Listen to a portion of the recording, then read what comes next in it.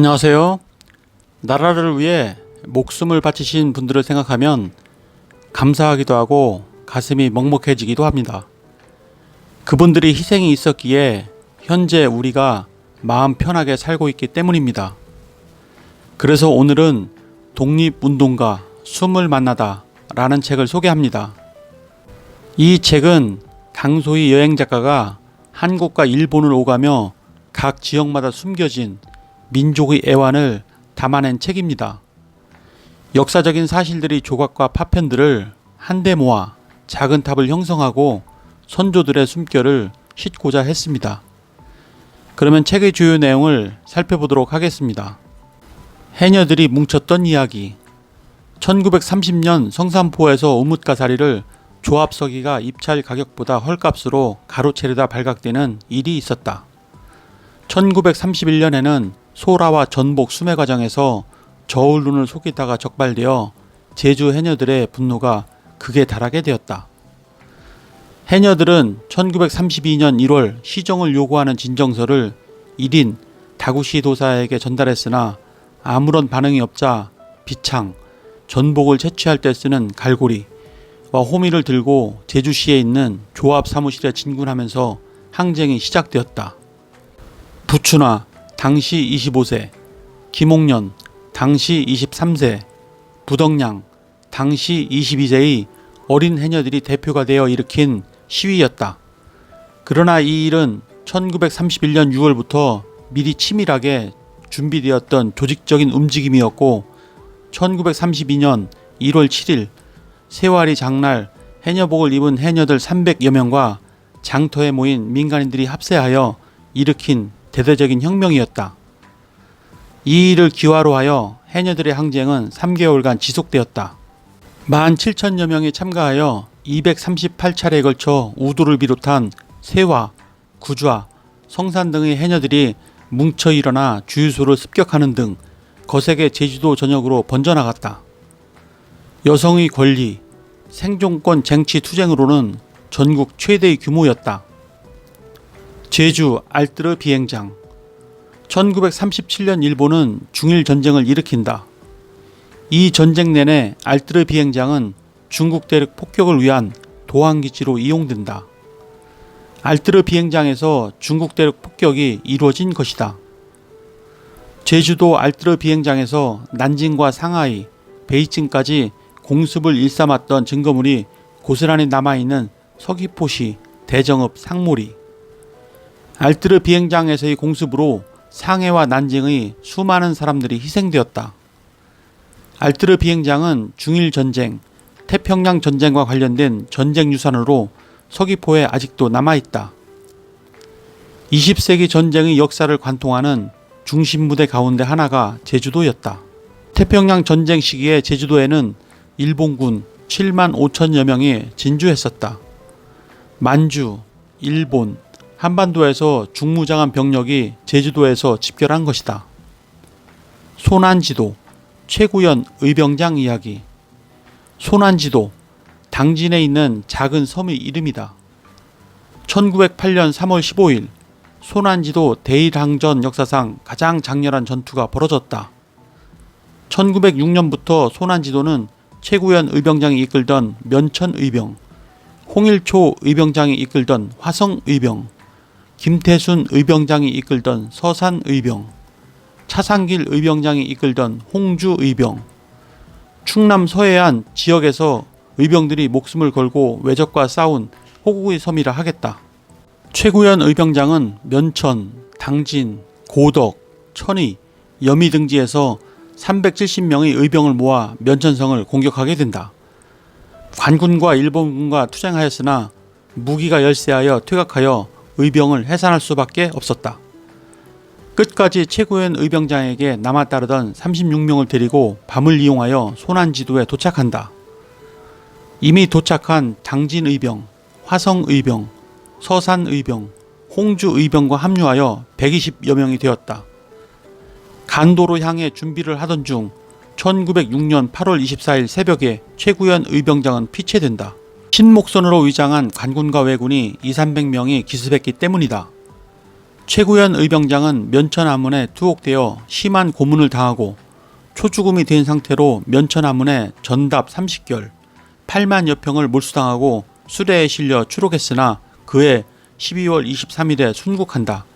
그의 나이 41세였다. 단두대의 봄바람이 따스하구나. 강우규 의사. 강우규 의사. 65세의 나이로 서울역 당시 남대문역에서 1919년 9월 2일 일본 총독 사이토에게 폭탄을 투척했다가 체포되어 서대문 형무소 단두대에서 처형당했다. 단두대에 오르니 차라리 봄바람이 따스하구나. 몸은 있으나 나라가 없으니 어찌 감회가 없으리요.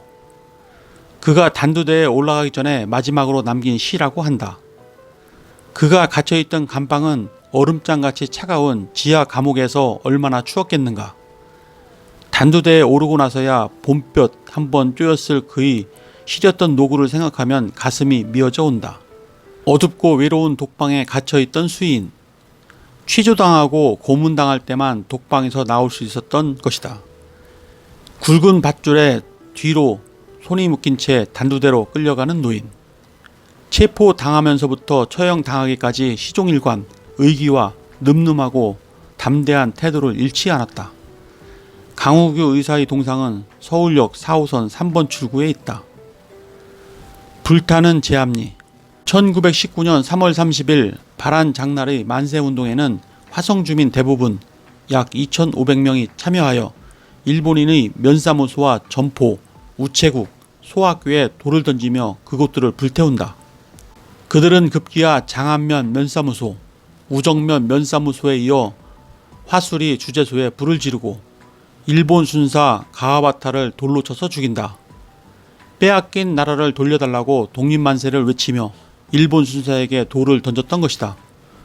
죽음을 각오하고 짓밟힌 자로서 짓밟은 자에게 저항한 것이다. 이후 1919년 4월 15일 제압리 교회에서는 어떤 일이 일어났을까? 소총으로 무장한 일본군 아리타 중위를 필두로 하여 군인 11명, 순사 1명, 순사 보조원, 조선사람, 조이창 등 한 무리가 마을에 들이닥쳤다. 그들은 며칠 전 발한장터 만세 시위 진압 과정에서 심한 매질을 한 것을 사과하러 왔다고 거짓말을 하며 예배당으로 마을 남자들을 모두 모이라 했다. 교회로 오지 않은 이들은 가가호호 방문하여 불러내었다. 마을 사람들 명단을 이미 다 파악하고 온 것이었다. 아리타 중위가 교회에 들어가 몇 마디를 하고 나오자마자 그들은 교회당 안으로 사격을 퍼붓기 시작했다. 예배당 안에 모인 남자들은 무방비 상태로 쓰러지기 시작했다. 한참 동안 무차별 사격을 퍼부은 후 일본 군인들은 집으로 이영을 얹은 예배당에 휘발유를 뿌리고 불을 질렀다. 예배당 문에 나무 판자를 대고 못질을 한 뒤였다. 포천에서 만난 두 남자, 최익현과 최면식 선생. 채산사는 최익현과 최면식 선생을 기념하기 위해 세운 사당이다. 두 사람 모두 항일 우국지사였다는 공통점이 있다. 경주 최씨가 많이 이동해서 살고 있는 포천 신북면. 두 사람은 할아버지와 친손자 관계다. 피는 속이지 못하는 모양이다. 외골수였던 대쪽 같은 한말의 최익현 선생. 구한말 우리 역사의 한 페이지에서 우리는 그를 항일 우국지사로 기억하고 있다. 1876년 병자 수호 조약이 맺어지자 지부상소, 도끼를 소지하고 상소를 올림. 상소를 받아주지 않으면 자신의 머리를 치라는 단연의 상소 태도를 올려 척사의 대의를 만천하에 알렸다가 흑산도에 위리안치 되었던 인물이다. 1905년 일본의 을사보호 조약 체결에 대해 전라 순창에서 의병을 전개했다가 일본 경찰에 체포되어 대마도, 쓰시마 섬으로 유배당했던 인물이다. 대마도 일본 땅에서 나는 곡식을 먹지 않겠다고 스스로 곡기를 끊고 굶어 죽은 강직한 선비다. 목에 칼이 들어와도 옳은 일 앞에서는 자신의 신념을 굽히지 않았던 최익현. 1876년 단발령이 내려졌을 때에도 내 상투를 자르려거든 내 목을 먼저 자르라고 했던 최익현. 아마도 최익현 선생의 피는 그의 손자에게도 이어졌는지 최면식 선생은 항일 독립운동을 펼치다가 1944년 순국했다. 1910년 경술국치로 국외로 망명 후 국권 회복을 위해 무기 조달과 군 자금 모집에 전념한 분이 최익현 선생의 피가 뜨겁게 흐르는 최면식 선생이었다. 광복단을 조직하기 위해 만주로 건너갔으며 김좌진, 박상진, 노백린, 최기증 등과 우위를 다진다. 1822년에 미립국하여 광복단 사건 때 대전에서 체포되어 무기수로 형무소에 복역하며 온갖 고문을 당한다. 1944년에 형독 악화로 추록하지만 끝내 순국한다. 네, 이상으로 책의 주요 내용을 살펴보았고요.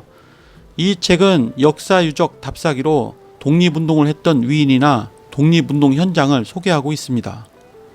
우리가 미처 몰랐던 독립운동가들의 활동과 애환을 담아내고 있습니다. 이 책을 통해 독립운동가들의 활동을 이해하는 데 도움이 되셨다면 구독과 좋아요 부탁드립니다. 그러면 다음 시간에 뵙겠습니다. 감사합니다.